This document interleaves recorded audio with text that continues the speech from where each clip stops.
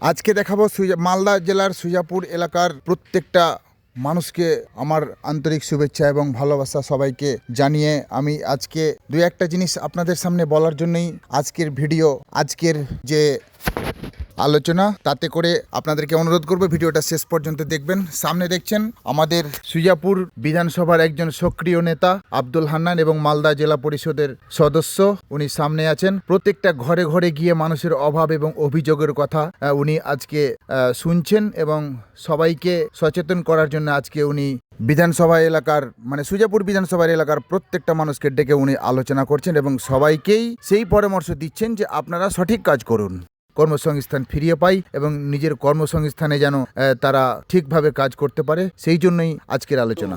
আমরা আগে বলতাম গোটা কেস, এরা এই হচ্ছে এক পিট রুটির আর এক পিট, কিন্তু ওনারা নিজেরাই স্বীকার করলেন এবং আমাদের এমপি যেমন আমাদের এখানে আছে কল্যাণ বন্দ্যোপাধ্যায়, আপনারা উকিল হচ্ছেন, বিরাট উকিল, আর উনি কিন্তু বিরাট উকিল এবং এমপি আমাদের মধ্যে একজন এমপি। পার্লামেন্টের যখন বেরিয়ে এসে সাংবাদিক সম্মেলন করলেন, তাতে পরিষ্কার উনি বলে দিলেন যে বিজেপি যতদিন আছে, এটা আমার কথাটা কিন্তু বললেন। আরেকটা ব্যাপার আপনারা জানেন না হয়তো, যে সমস্ত জমি ঘর বাড়ির মালিক হচ্ছে কিন্তু রাজ্য সরকার। জমি, রাস্তাঘাট সব কিছুর মালিক হচ্ছে রাজ্য সরকার। যদি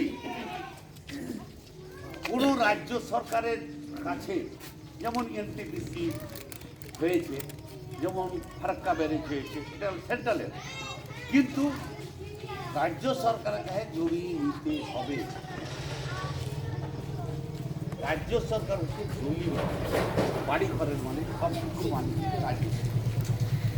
তো কোনো কিছু কেন্দ্রীয় সরকার, সে বিজেপি হোক আর কেউ, দেশে বলছে আপনি একটু কান দিয়ে শোনেন।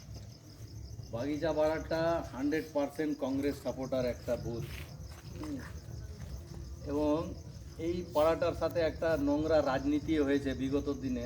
শুনলেন, এক কথাই পশ্চিমবাংলার অনেক জায়গাতেই ক্ষমতার অপব্যবহার করছে বর্তমান শাসক দল। এটা প্রমাণ যেমন কালিয়াচকের যদুপুর খোট্টাপাড়া বা কচুরিপাড়ার যে জিয়াউল হক, তার উপরে যেমন নির্মম অত্যাচার হলো, পুলিশি অত্যাচার, সেটার বিরুদ্ধে শুধু সেটাই নয়, পশ্চিমবাংলার যে কোনো জায়গাতে এইভাবে অন্যায় হলে পুলিশের বিরুদ্ধে আমরা কিন্তু ব্যবস্থা নিব। যাতে অনুরোধ করব পুলিশ প্রশাসনকে যেন এই রকম ধরনের যদি অন্যায় হয়ে থাকে পরবর্তীতে যেন না হয়, সেই আশাটাই আপনাদের কাছে রাখছি। এই বলে আজকের ভিডিও, পরবর্তী ভিডিওতে আবার আসবো। সবাই ভালো থাকবেন, সুস্থ থাকবেন।